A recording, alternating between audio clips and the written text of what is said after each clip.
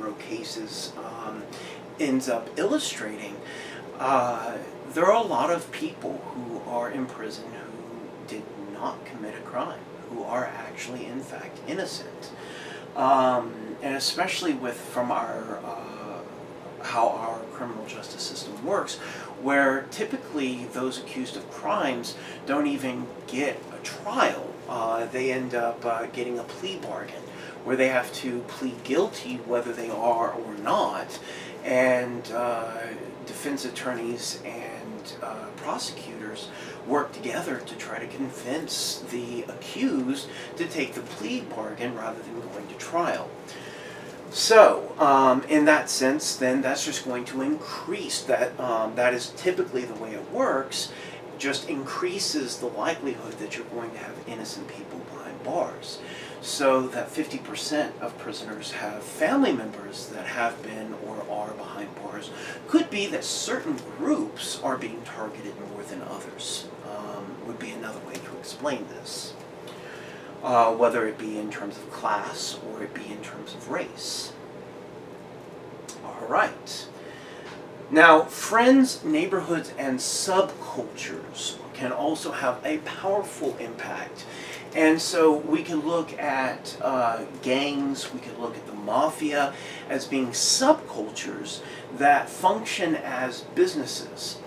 And so in this sense, though, there are, in both examples, so Chicano gangs in Chicago and the Italian mafia, historically speaking.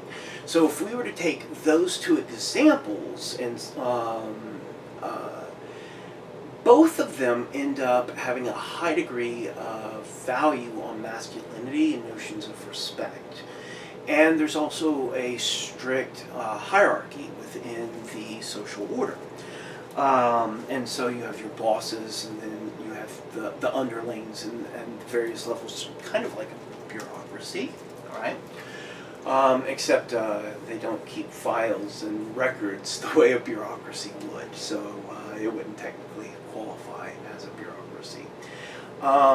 Here's the thing, is that the subcultures can end up teaching values that specifically contradict mainstream values, and even contradict the legal system itself.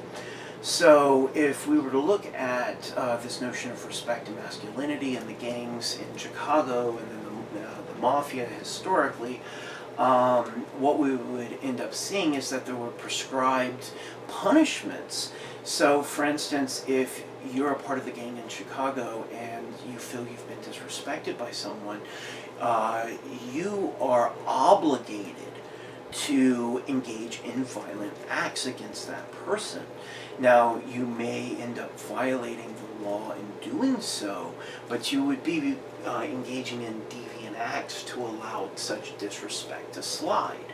Now, the Italian mafia, the example the book uses is fairly extreme, all right? So, warning you ahead of time.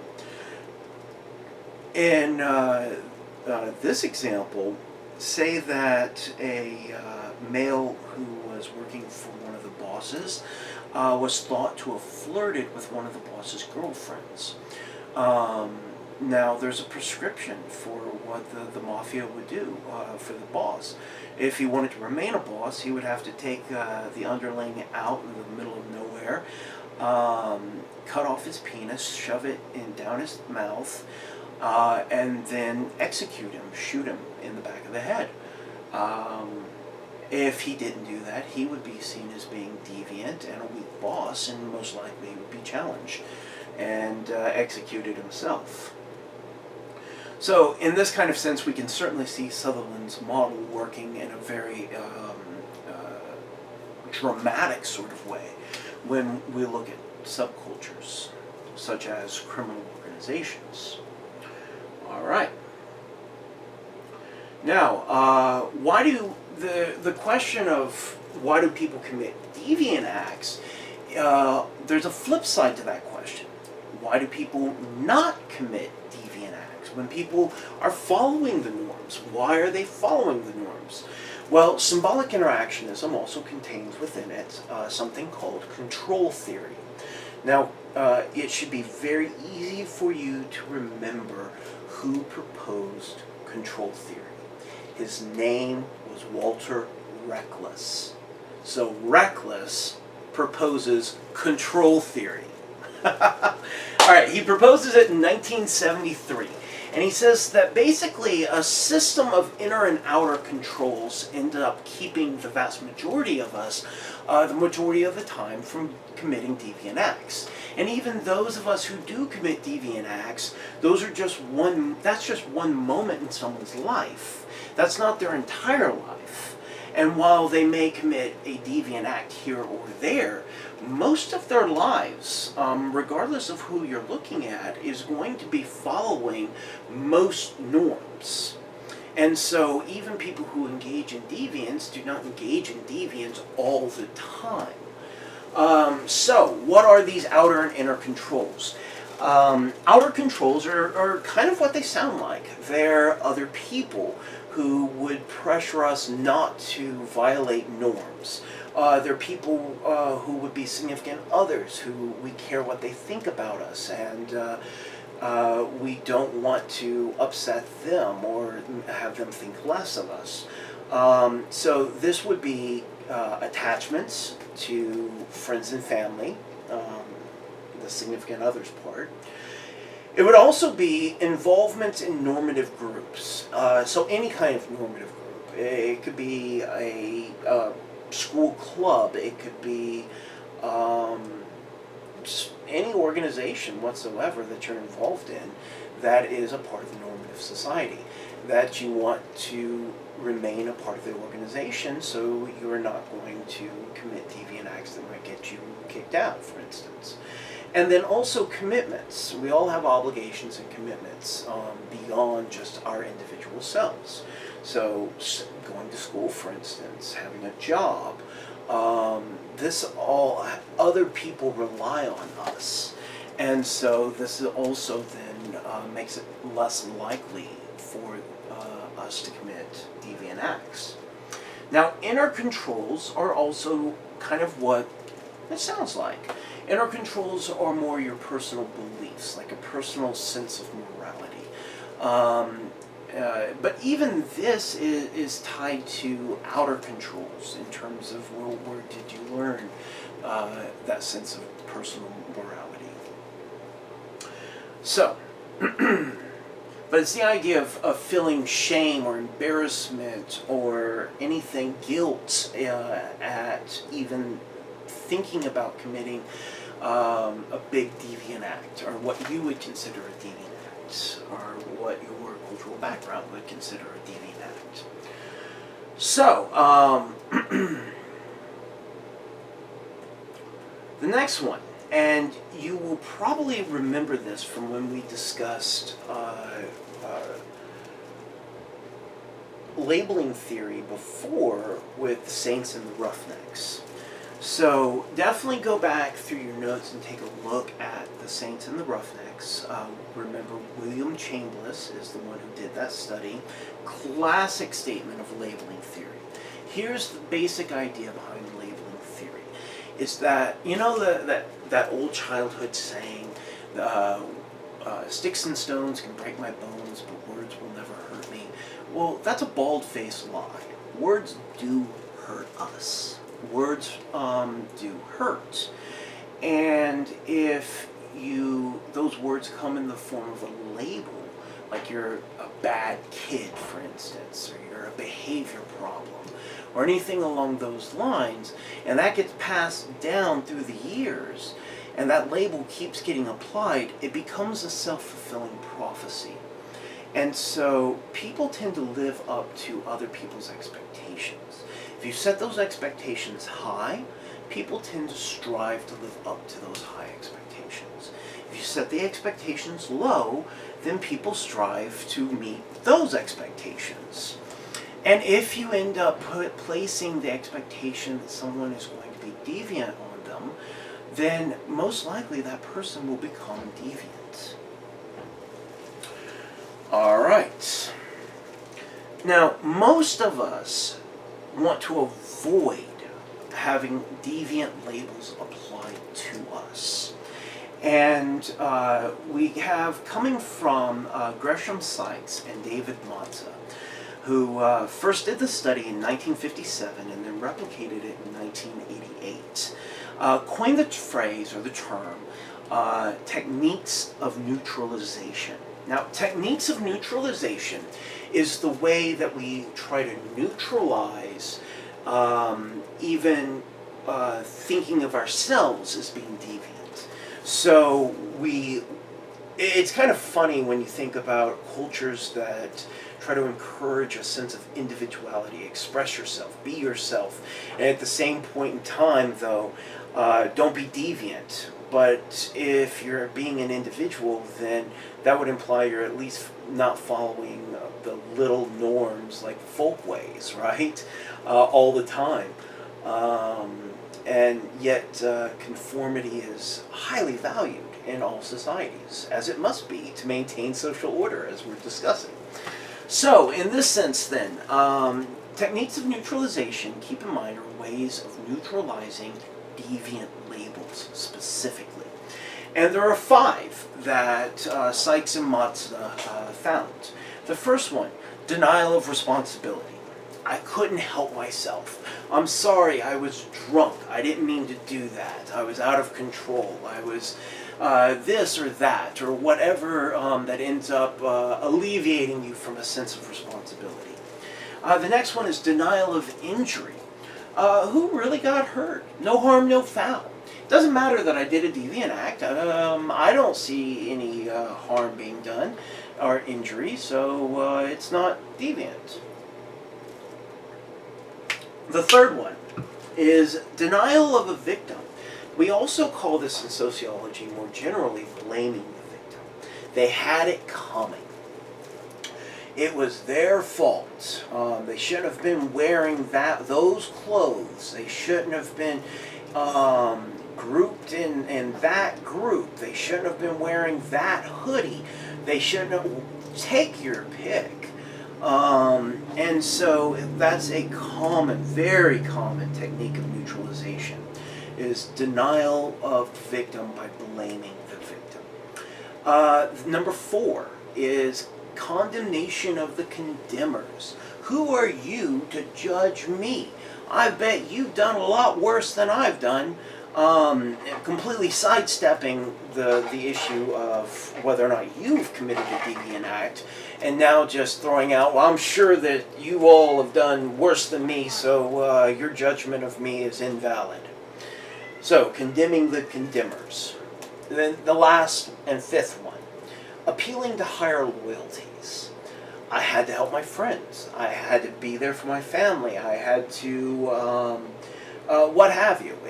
I had these loyalties that are more important to me than following this particular norm. So I engaged in a deviant act. I see this sometimes when I was a graduate student. I was working in the bars with friends who you could tell they were with a friend who got drunk way too fast and have been cut off, and they're trying to pick a fight with someone, and the other friends are getting drug into a bar fight that they don't want, but they're going to back up their friend reluctantly. And then when they get kicked out of the bar, they're all saying the same things, especially if the police get involved, is, well, I couldn't just let my friend get his ass kicked. I had to be there for him, right? So that's the same kind of thing. It's appeal to higher loyalties. Now, there's another way to manage deviant labels, and not all of us try to distance ourselves or neutralize those deviant labels. Some of us embrace them, such as outlaw biker gangs. You may have seen they're a small percentage, but, well, that's part of the pride in it. You may have seen a badge on a biker's vest or jacket, on the sleeve or on the chest or somewhere on there, where it has a 1%. Now that 1% refers to a particular statistic. 99% of biker organizations are perfectly legal and follow the law. And the kind of weekend warrior types made up of doctors and orthopedics and dentists, you know, because who else can afford a motorcycle at this point unless you have the skills to build one. And so 99% are perfectly law-abiding. Only 1% of biker organizations engage in criminal acts or outlaw biker gangs. And instead of trying to neutralize that label, instead of trying to say, no, we've cleaned up our act, we're not really engaged in deviant acts or criminal acts at all anymore, instead they embrace it. They say that's a part of their allure. It's like, that's right, we're the 1%, we're the Hells Angels, or whomever. We're proud of it. All right. Now, we also see a lot of insight coming from micro-theories or smaller theoretical positions within structural functionalism. Now, you may have remembered me discussing Robert Merton. Robert Merton was a major figure in structural functionalism, more generally. But he was also a huge figure in the study of criminal justice and criminology.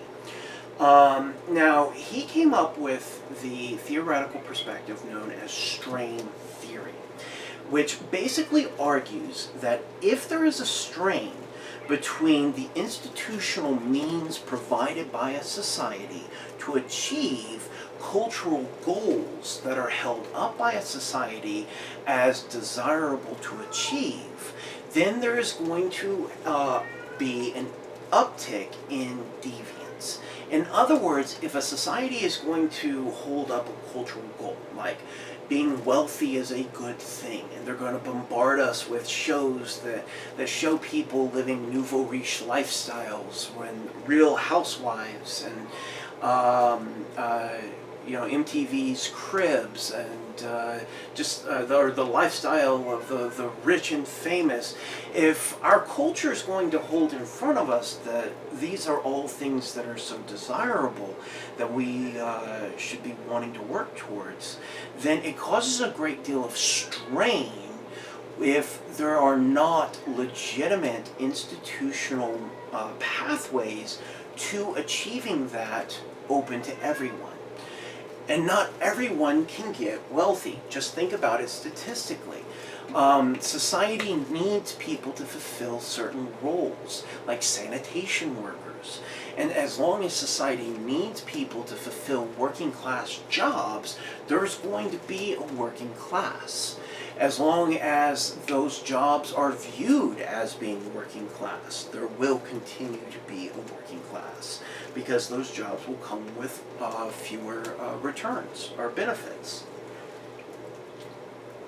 So, Robert Merton actually developed a typology in terms of how this works, where go ahead and look up strain theory's typology, where the only one who is not deviant in this typology is the character type he labels conformist.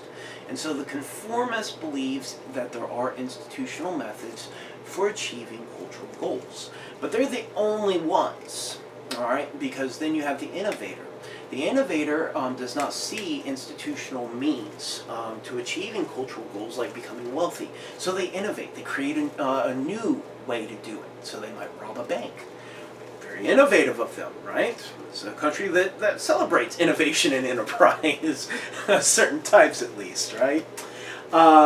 We have the ritualist. The ritualist is an interesting deviant character type, because the ritualist ends up going through the motions day in, day out. They don't believe in the cultural goal. They don't think it's achievable, but they still go through the motions. They don't believe they're ever going to be wealthy. They don't believe they're ever going to be rich and powerful. But they still show up and go through the motions because they need a paycheck. You got to pay the rent and to live. So I oftentimes think of Office Space, the movie Office Space, when I think about this deviant character type, particularly the guy with his red stapler. He was just such a tragic figure. Anyway, so we've got the conformist, the innovator, the ritualist, the retreatist. Now, the retreatist, Merton got a lot of flack on, a lot of criticism. He had in mind people who abuse drugs and alcohol. And I don't know why we even make that distinction, drugs and alcohol. Like alcohol's not a drug.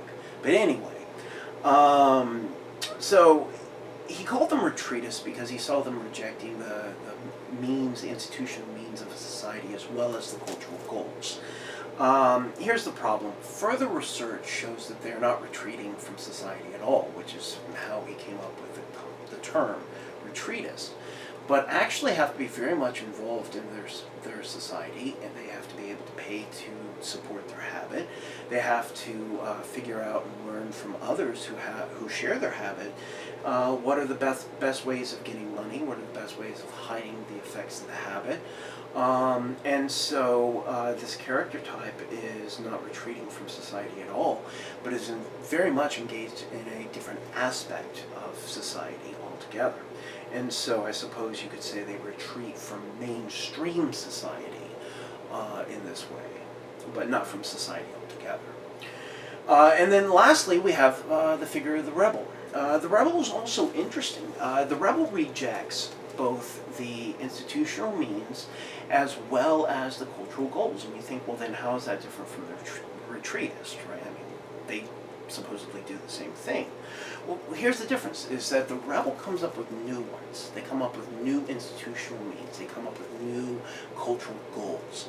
They're the ones that change societies. They lead revolutions. And this could be in a small sense. It could be in a big sense. Now, if the rebel is successful, the rebel stops being a rebel. If they're successful, they become the conformist. Now, what are some historic examples of rebels who become conformists because they were successful?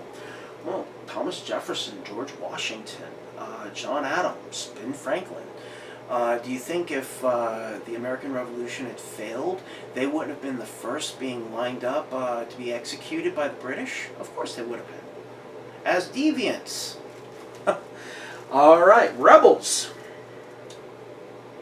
Instead, they became statesmen, politicians, conformists. All right.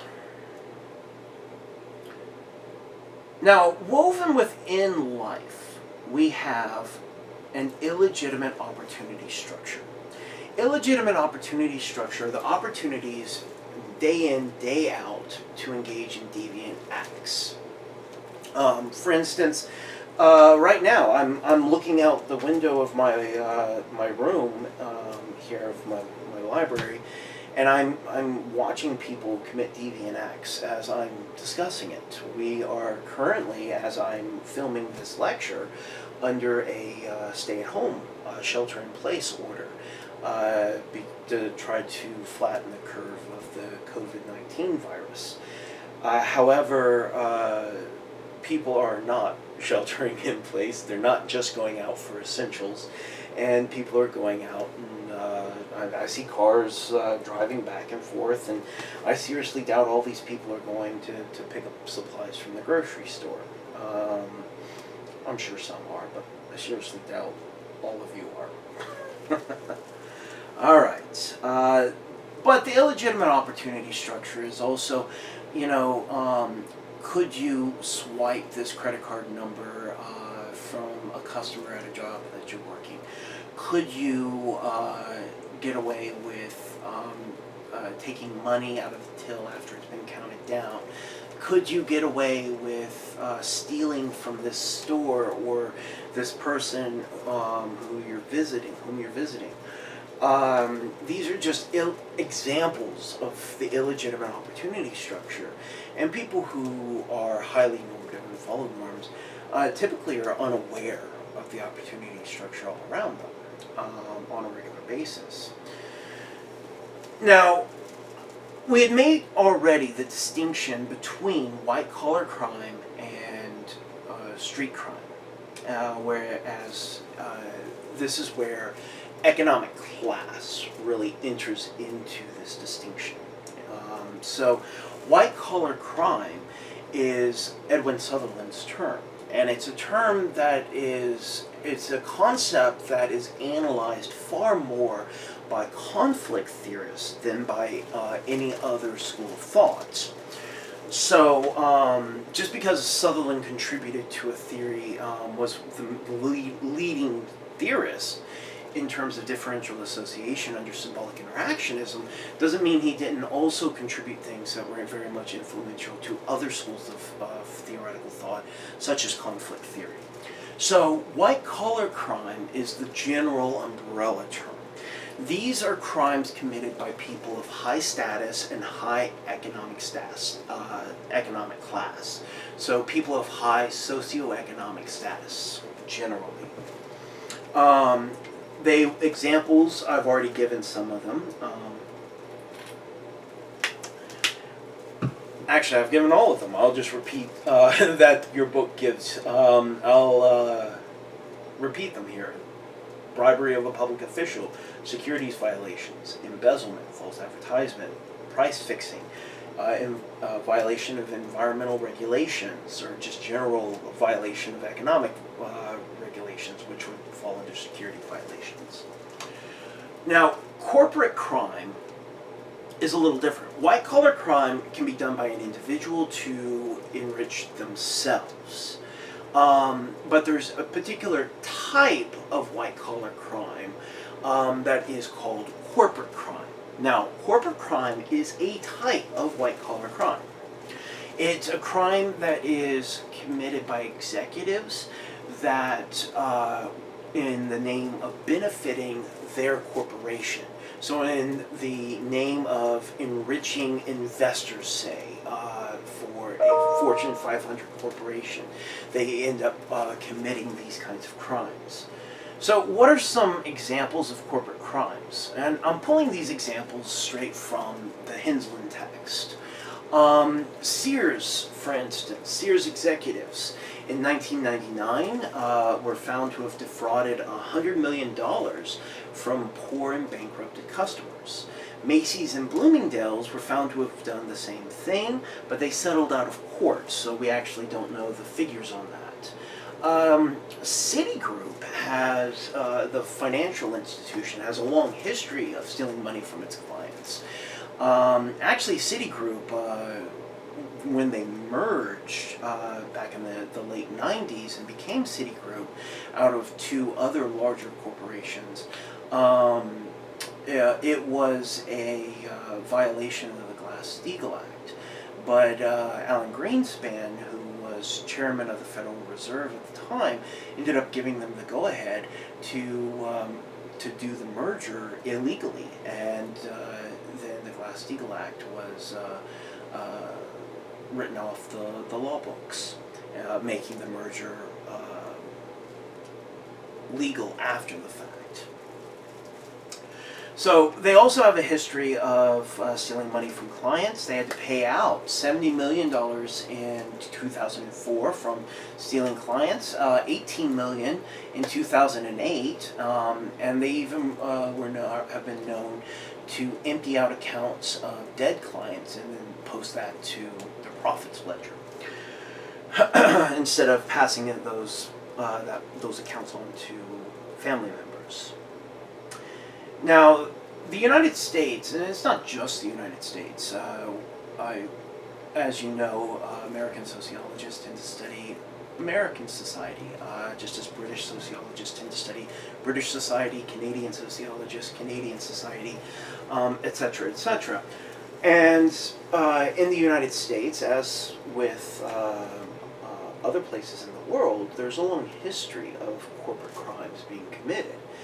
And so just to give a sense of this time span, in the 1930s in the United States, specifically in West Virginia, there was a mining company mining silica. And they had technology that they could have invested in that would have kept the miners safe. But they didn't want to pay for those safety measures, and they knew that the miners would end up dying as a result of mining silica without the safety equipment they needed. They didn't tell the miners this, of course, and 600 miners died. No one went to prison, no fines were levied, nothing happened. And so there's a long history of valuing corporate profits over the life of people who work.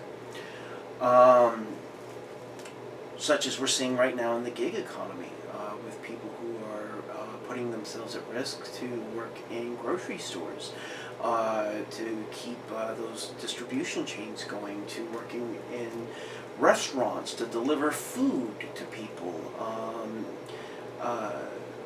We see people putting themselves at risk. Workers. All right. Firestone, the tire company. I'll take you to the 1980s, give you a bit of a span here. Firestone actually recalled tires from Saudi Arabia and Venezuela that they knew were defective. And the reason they recalled them from Saudi Arabia and Venezuela is because the laws would be much more harsh with them if they had not done the recall. So it would have been more expensive not to have done the recall and let the tires stay on the market in those markets.